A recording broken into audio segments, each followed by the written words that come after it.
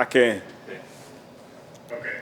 Can you take me back to when you were let go by the Sixers and what was going on during that particular time in your life, and just talk about the way you played in the bubble and how that led to you getting a new contract with the Mavs? Yeah, I think that was what March of 2000, March of this year actually. Seemed like so much happened since then. Seemed like it was a year before, but it was actually this year. Like you said, I got released from the Sixers, and at the time, there was a lot of uncertainty. I didn't know what was next.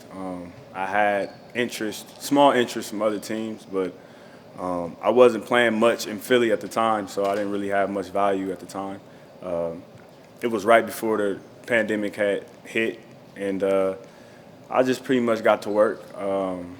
I stayed in Jersey actually during the time when I was let go, and I had a personal trainer out there. His name is Johnny Clark. He was out there working out with me. We would work out 2 or 3 times a day, and I would kind of still treat every day like it was a practice day, like as if I was still on the team, because I still believed that I belonged in the league and could produce at a high level. So I just stayed prepared, and Dallas came at the right time, right before the pandemic, and or I'm sorry, right before the bubble, and one thing led to another. Everyone knows about the Corona situation. Me coming down with Corona, and getting through that, and getting to Orlando and helping the team produce, and now, landing a 3-year contract. So, like I said before, I just thank Mark and Coach Carlisle and God himself, my family members, my wife, my mother and father, all my support system. But it's been I think my journey is inspiring to, a lot of players coming into the league, even players that come into the league with a lot of high expectations. I don't think I lived up to my expectations at first, and I think now I'm getting to a point in my career where I am starting to find who I am as a player and where I can be, most effective at. All right, Mark Folwell. Mark? Trey, good afternoon. Good afternoon, Mark. Yes, one of the things we talked about on the TV broadcast is that it seems like in the preseason games that you and Jalen Brunson are developing a nice chemistry together, and they back up, back forward. You guys really seem to have games that complement one another. Are we seeing that accurately? Do you feel like that's the case so far? Definitely. I think me and Jalen are a great 1-2 punch when we're on the court. We know each other's spots. We didn't get to play with each other a lot last year in the bubble. Obviously, he was out, but the year before that, I spent a little bit of time, as you know, here in Dallas, and I was able to share the court with him then. I think, with our skill sets, we complement each other. His ability to be able to penetrate, get to the free throw line. He's very fundamentally sound, knows how to make the right play. My ability to, put pressure on the ball on the defensive end and break down the defense. I think, we're just going to have to be aggressive when we're out there, and, we can make a lot of good things happen. Okay, Brad Townsend. Brad?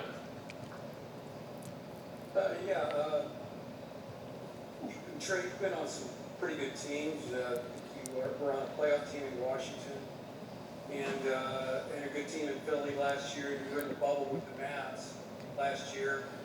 I'm wondering, what is the vibe on this team in terms of opportunity and expectation? Well, it's, always easy to say expectations is a championship, but that is our goal. We believe it. We believe that we have the talent here to compete for a championship. I think we have a lot of short-term goals that we want to accomplish before, we can look towards a championship, and I think that starts tomorrow. We have a good test tomorrow in Phoenix, against a really good team who went undefeated in the bubble, with a great addition, Chris Paul. So chemistry-wise, man, this is one of the, best teams I've been on. This early, as well as we've meshed, it's crazy. So I think the sky is the limit for this team. Where will it go? I don't know, but it looks good. It looks really good. And tomorrow, I think we're all excited to get out there for our first game and see what we do. Okay, a few more. Dorothy? Dorothy Gentry, go ahead. I'm sorry. Hi. Hi, can you hear me? Yep. Hi. Hi, Dorothy. Can you talk a little bit about how your faith, I guess, guides how you prepare for a game? I'm sorry. What'd you say? Or how your faith prepares you for a game or helps you prepare for a game? And Yeah. how it dictates what you do on and off the court. Yeah, I mean, I think it starts every day. It helps your day. When you start your day right with God Himself. I believe I'm a believer, so I know it's more than just basketball. I'm more than a basketball player, so I try to start my day the right way before I come to the court, and it helps me. It helps me mentally. It helps me physically. It helps me emotionally. Prayer and spending time with my kids before I come here. I think sometimes fans forget we humans as well, and we share the same emotions as other people who work regular jobs. So we have to stay spiritually grounded and mentally grounded as well. And there's a lot of things that I do on a daily basis to keep me there.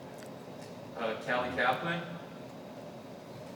Hey Trey, you mentioned the addition of Chris Paul for the Suns earlier, but what kind of challenges do the Suns' new guards face, Devin Booker and Chris Paul, especially with you coming in and having this kind of defensive expectation level team? A great challenge. They're very aggressive, two very aggressive guards who oppose their will, in defenses.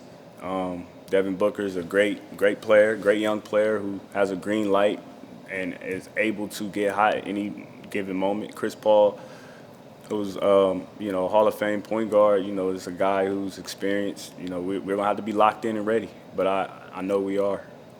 Okay, one last question from Tamra from Mavs Community, our department. Hey Trey, right now in Columbus, there's 20 special kids that are coming to their doors to receive Christmas presents. Why was it important to you and your wife to bless these kids this year? Can you give a little bit background on who they are? I'm sorry. Can you Do repeat? you hear any of it or no? Can you repeat that, Tamra, please? Oh, okay, so right now there's 20 kids in Columbus that are getting gifts from you and your wife. Can you share more on who these kids are and why you wanted to bless them this year? Yes, we wanted to just bless 20 random kids in the city of Columbus. 20 kids who usually wouldn't get the opportunity to get blessed by an NBA player. I'm from Columbus, Ohio. I want to give back to my community. Obviously, during the holiday seasons, we have opportunity to use our platform in the right way, and that was something out of my heart that I wanted to do for less fortunate kids. We have other ideas in mind going forward, but with us traveling and doing so much on the road right now, me not being able to physically be there, I still wanted to have a part of my appreciation to my community and show my appreciation in that way. All right, thanks a lot, Trey. Appreciate the time. Sorry about the technical Nope, difficulties. all good. Thank you. All right. Thank y'all. Appreciate it. Okay, guys. So Rick will be.